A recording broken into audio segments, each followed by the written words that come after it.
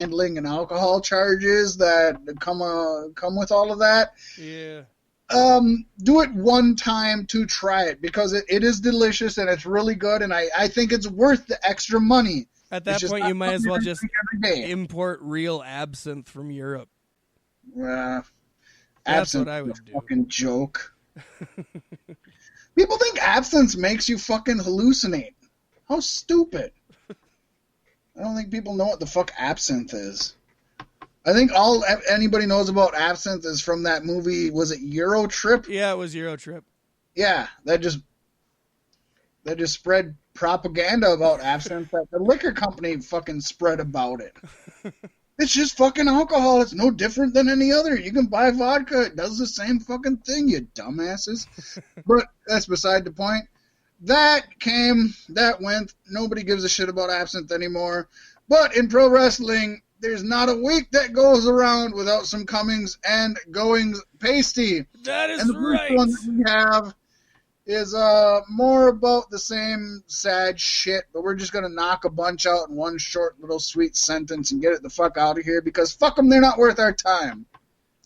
WWE has suspended NXT UK's Joe Coffey and released 2 NXT UK referees, both Joe Allen and Chris Roberts. The decisions were made following allegations during the hashtag Speaking Out movement on Twitter. Fuck them all, Pasty, and fuck them all. Fuck them all. Real hard, because they deserve it. But not in the hashtag Speaking Out way, because that's not okay. A report from Tokyo Sports says All Japan Pro Wrestling's Jun Akiyama confirmed on Twitter that he will be moving to DDT as a rental. Akiyama will not be considered a DDT talent. Akiyama recently debuted for the company on some of their DDT TV show cards. He was first brought on as a guest coach after his guest coach position at the WWE Performance Center was postponed due to the COVID-19 pandemic. Akiyama had previously held positions of president and head booker at AJPW. However, he stepped down from that position last July, with Tsuyoki Fukada taking over the role on October 10th, and I butchered that name, and I apologize. Tsuyoki, that's it. Tsuyoki, you got to write the second time. Tsuyoki Fukada. I had to redeem myself. Fukada. I know how to read non-American names. My last name is Zarins, and I was called Zarins my entire life. I get it, okay? Right? Yeah, so good for June. This is good for him. This is good for DDT. This is basically just DDT's not running shows now. And, DDT is running shows now, and All Japan Pro Wrestling is not. So it's basically just a way for DDT to get some more promotion and for Akiyama to get some paydays. Honestly, more wrestlers and wrestling talent need to be free agents.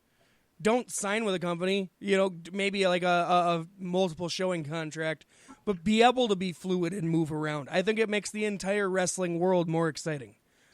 Well, this is pretty interesting also because he is an All Japan talent who is contracted to them, but they're renting him out, which is really cool. Or very wrong. It depends on where you stand. I'm not going to say that's never been done before, but I'm going to say in those terms it hasn't been used before, or at least not regularly. So I wouldn't mind seeing more talents rented out to other companies. I don't think we that's need a to bad come up with better terminology. It definitely dehumanizes. I agree with that too, but with translations and all, Yeah. Speaking of somebody who moves around to other companies and always makes a wave, it appears except for WWE. It appears Eric Young will be returning to Impact Wrestling. Yes. Either just for Slammiversary or more likely in a long-term capacity. On this week's Impact, Eric's superhero music played at the end of the show as we saw Eric Young's Super Eric costume hanging. Just before the show went off air, a hand and arm are shown reaching for the gear. Also this week on Impact, Eric Young versus Magnus was the TNA World Heavyweight, or Eric Young versus Magnus for the TNA World Heavyweight title was the flashback moment of the week. So it seems almost imminent that Eric Young is returning to Impact Wrestling, which, you know what? He was never used great in Impact Wrestling, but he was used better than he was in WWE. Can we admit that? Oh yeah. I feel like Sanity was almost doomed from the jump. I liked him in NXT, but I could definitely tell they weren't going anywhere because it was a mimic of the Wyatt family, you know, and the Wyatt family wasn't doing well. Right. Yeah, I'm glad he's back home where he belongs, or maybe, hopefully, will be. He is a former TNA World Heavyweight Champion. Yeah. It was a pretty unforgettable run, but he is. And that's something. Yeah, I mean, just using him to elevate talent, it's better than Tommy Dreamer. I mean, jeez. Just having him backstage and having his mind is a plus. Yeah. Really. Yeah, very much so. And he's getting to the age where he should probably be thinking about hanging up the tights instead of taking them off the hanger, I guess. I don't know. But it's good. I'm happy for him. That ain't all with Impact, though. Because in another tease this week included Scott D'Amore talking to a couple of Good Brothers on the phone in a backstage segment. Wink, wink. Nudge, nudge. Fat Mac, we're getting called up. Ooh, here we come, brother. Ryan Satin of Pro Wrestling Sheet and Gary Cassidy of Sportskeeda both reported recently that a deal between the tag team and Impact was close to being done. Dave Meltzer has now confirmed the team is headed to Impact in a report from The Observer saying Luke Gallows and Carl Anderson are heading to Impact Wrestling in a deal that will allow them to work for New Japan Pro Wrestling. Baby! Although Carl Anderson has never worked for Impact, Gallo previously worked there from 2010 to 2013 as Doc Gallows and was a member of the Aces and Eights faction, which has also been teased on Impact TV recently. Just bring it all back, Impact. You know what?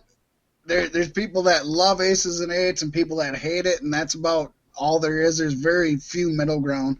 I loved Aces and Eights, and if we could get an Aces and Eights reboot, I know they got D'Lo Brown involved in it, and he was one of the original guys, and I don't know who else they have other than Gallows. But you add Carl Anderson to it and a few of the other younger guys who are kind of main event guys now. I would love to see a second run of Aces and Eights. I'm down for it. I mark out for Aces and Eights. Honestly, in my mind, because I wasn't very proficient in Impact, but Aces and Eights was like the highlight of Impact. Like I said, I didn't watch it all, but it just seems like one of the biggest things that ever happened there. I mean, without Aces and Eights, Bully Ray probably wouldn't be the main event talent he is today. He'd still be thought of as a tag team guy. Yeah. That's what made him, and he's one of the best main event guys. I mean, he's awesome. I just gotta say, man, if the Good Brothers are headed to Impact, it's a damn shame that AJ Styles just signed a 5-year contract and is intending on finishing his career with WWE. Because if he went back to Impact right now, could you imagine? I could, yes.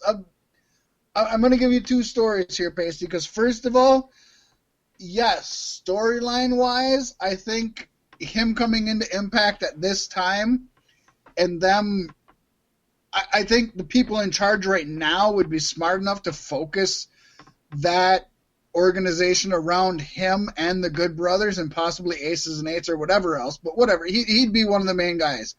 Yes. At the same time, I think AJ is doing so well in WWE, and I think that I don't think Impact, Ring of Honor, and dare I say, I don't think New Japan or even AEW will pay AJ what he's getting paid now to work for them.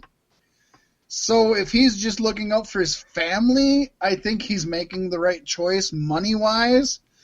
But yes, career-wise, like, looking back on matches, he had so many better here in this new Impact Wrestling that we have right now. Oh, yes, 100. Like, me as a fan being greedy? Fuck yeah. My biggest issue is right now, AJ Styles in WWE is just meh.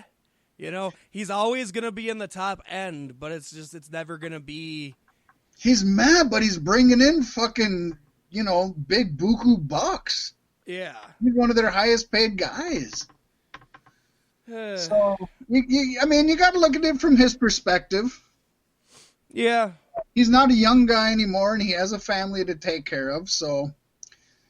But 100%, I agree with you.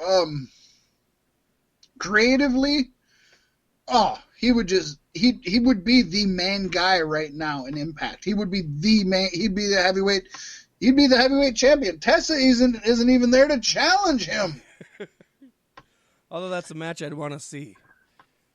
She'd probably fuck him up. Probably put him on the injury report. But with that being said, Pasty, we're going to move into the injury report. The legit injury report. There's a few names on here, and we never like to even have any names on their injury report. We're going to move on here. A report by Fightful and F4W Online says that Velveteen Dream was in a car accident this last Sunday, but he was released from the hospital the same day with minimal injuries. The accident occurred last Friday at approximately 4 p.m. We weren't able to get it onto the show, folks. We didn't hear about it at that point. Sorry. Yeah. No, that was 2 weeks in a row I heard some big Dream news right after we stopped podcasting. I know, right? And I was like, God damn it. Dream, do things a little sooner. Dream reportedly failed to stop at a red light when his car crashed into another car. The owner of the car did sustain injuries, but it is not known how severe they are. They couldn't have been too severe, though, because Velveteen Dream was subsequently be issued a citation, and he does not have to appear in court over the accident. So, basically just a little fender bender, a bump and a run. One of those things. His mind was on other things, I'm sure. I'm sour. For weeks now, there's been rumors that he is close to being cut from WWE for the allegations that are going on. And, the more we hear about random things like these, which I would say whether are or not in his control, but this wasn't his control. He hit a car just to do it. Yeah. Just these little things don't mean anything normally. He's like, damn it, I should have hit a car in that match with Adam Cole. I got to do it now to make up for it. Yeah, when you're on the edge during a pandemic, just dot your I's and cross your T's and mind your P's and Q's. Don't do stupid shit like this. Dream's gone. We know that, right? Yeah. By the end of the year, Dream's gone from WWE, right? We know that. I mean, his catchphrase is "Dream over." It was always kind of a matter of time, right? Yeah. He is somebody I think would just thrive in AEW if given the right chance.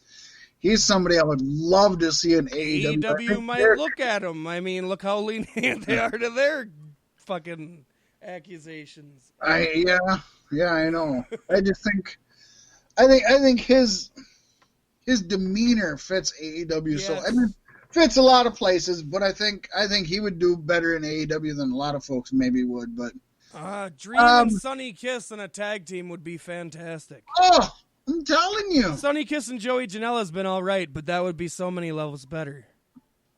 Or even make a faction out of them. Yeah. Fuck you, Dream. I'm gonna stop. I'm just gonna stop liking new wrestlers. You know what I'm gonna say? Give it 5 years, and then I'll make my decision. Pasty, make a faction out of those three and add Rocky Romero as a mouthpiece. Not even a wrestler. Oh man. Oh. We've just made the best faction in pro wrestling history right there. Yes. God damn. So the official autopsy report for former Shad Gaspard. I mean, he is former. Hello. Has been revealed by the Blast. That's kind of a crude way to put it, Pete. I wouldn't have said it that way myself personally. God, have some respect for the man. When I die, call me former pasty. He's not pasty no more. No, call me